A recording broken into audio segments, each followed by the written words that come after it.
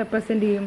10 plus അല്ലെ, നമുക്ക് ഇവിടെ നമ്മൾ അപ്ലൈ ചെയ്യുന്ന ഫോർമുല ഏതാ? X plus Y into Y X plus U plus V, X അല്ല U plus V equal to X U plus X V plus Y U plus Y V. നമ്മൾ എക്സാമിന് എഴുതുമ്പോൾ ഫോർമുല എഴുതാണ് കൂടുതൽ നല്ലത് കേട്ടോ. അപ്പോൾ അതിന് നമുക്ക് ഒന്നില്ലെങ്കിൽ സ്റ്റെപ്പിനെങ്കിലും നമുക്ക് മാർക്ക് കിട്ടും. ഇനി നമ്മൾ എഴുതുമ്പോൾ ഈ എക്സ് പ്ലസ് വൈ എന്നുള്ളതിനായിട്ട് ഇതിനെ റെപ്രസെന്റ് ചെയ്യണം. അപ്പോൾ 10 പ്ലസ് ഹാഫ് 1/2.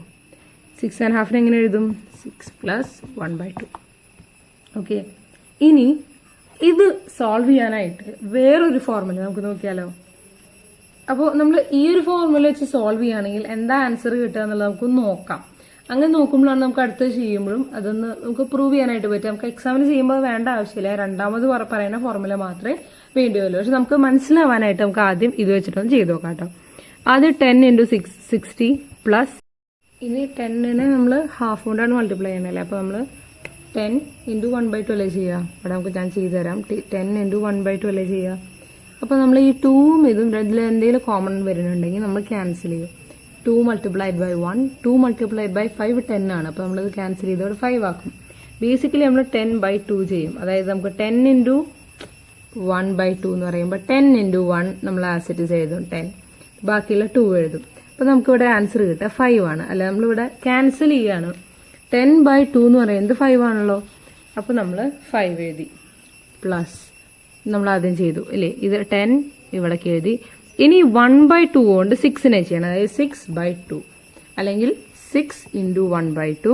അതിനെയാണ് നമ്മൾ ഈ 6 ഇൻറ്റു 1 6 എഴുതി. താഴത്ത് 6 എന്ന് പറഞ്ഞാൽ 6/1 അല്ലേ. അപ്പോൾ നമ്മൾ 1 ഇൻറ്റു 2 ചെയ്തു.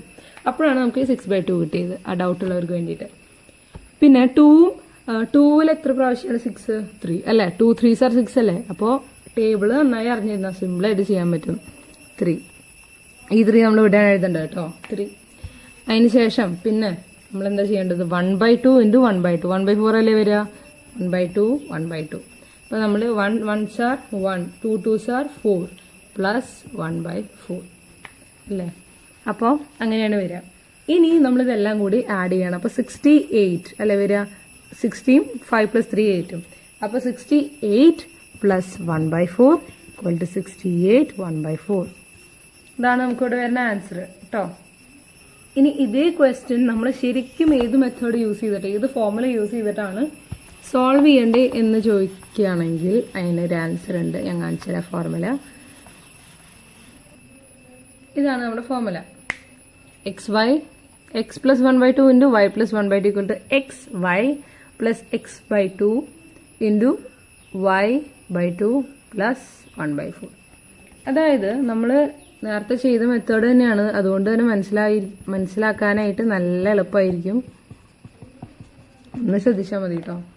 എക്സ് വൈ, നമ്മൾ ഇത് എക്സ് ആണ്, ഇത് വൈ ആണ് അല്ലേ.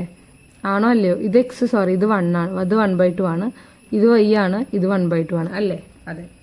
എക്സ് വൈ എന്ന് പറഞ്ഞാൽ എന്താ? ഇത് രണ്ടും മൾട്ടിപ്ലൈ ചെയ്യുക. അതായത് നമുക്ക് ചെയ്യേണ്ട ആവശ്യമില്ല. ഇത് നമുക്ക് ഈ ഒരു ഫോർമുല പഠിച്ചു കഴിഞ്ഞാൽ നമുക്ക് ഈ ഒരു നമ്പർ കാണുമ്പോൾ നമുക്ക് മനസ്സിലാവും നമ്മൾ ആദ്യം ചെയ്യേണ്ടത് ഇത് രണ്ടും പിന്നെ ഇത് രണ്ടും. അങ്ങനെ നമ്മൾ ആലോചിച്ചെടുക്കേണ്ട ആവശ്യമില്ല.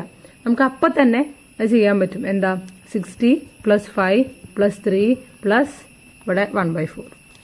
എന്തുകൊണ്ടാണ്? കാരണം 10 ഇൻറ്റു 6 അതായത് എക്സ് വൈ പ്ലസ് നേരെ x/2 അല്ലാണ്ട് നമുക്ക് x/2 എന്നുള്ളതാണ് 10/2.